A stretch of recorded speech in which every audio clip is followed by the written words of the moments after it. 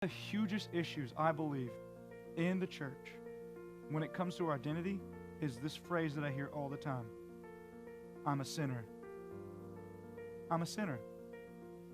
Now, hold on with me. Because you're like, well, Will, I am a Christian. And it says, if you are in Christ, if you're a believer, I would challenge you to realize you're not a sinner anymore. You're not a sinner. You look at it yourself. I looked all over the scriptures. I cannot find a single time where any of the authors of the Bible, if somebody is a believer, they never a single time called them a sinner. Not a single time. Guess what they called him and said? A saint. You're not a sinner anymore. You're a saint. See, here what happens is even though we are believers and we are in Christ, we still think that we're sinners. And when we come into, what happens is we come into agreement with the devil. And when we allow the devil a foothold, we give him power in our lives. So when we get rid of this thought that if you are in Christ, if you're a Christian here in this room, I'm speaking to you, Christian, you're not a sinner anymore. Now, yes, you are fallen. I'm not saying that you're perfect.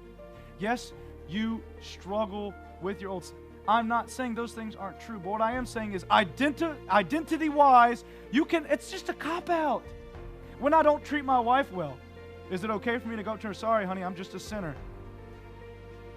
Is that okay? Women, is that okay if I do that?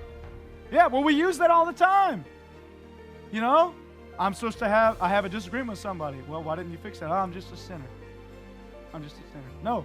If you are a believer, it says the old has gone.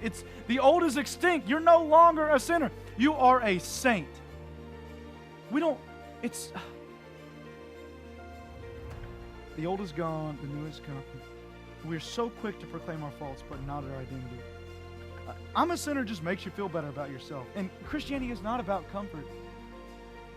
How about we try this? Anytime we make a mistake, how about we try this? We say this: I am a redeemed child of God. I'm a saint. That just leaves a bad taste in your mouth, doesn't it? Like, oh, shoot. Here's the thing. Before Jesus Christ, your heart was naturally bent towards evil. But now, after Jesus Christ, your heart is now naturally bent towards good. See, before, when you were a sinner, did you know that you're not a sinner because you sin? You sin because you're a sinner? You want me to say that again? Before Christ, you weren't a sinner because you sinned. You sinned because you were a sinner. Over here, so when I was before Christ, when I did something good, I was acting outside of my nature, something that wasn't natural for me. But now when I come over here and I become a saint, I'm not a saint because I do saintly things. I'm not a good person because I do good things. I do good things because I am good.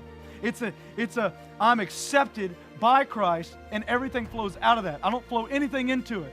And so what happens is it's whenever I do things, I still am human, and I am still fallen, but when I do those things, I'm acting outside of my nature. It no longer has power over me.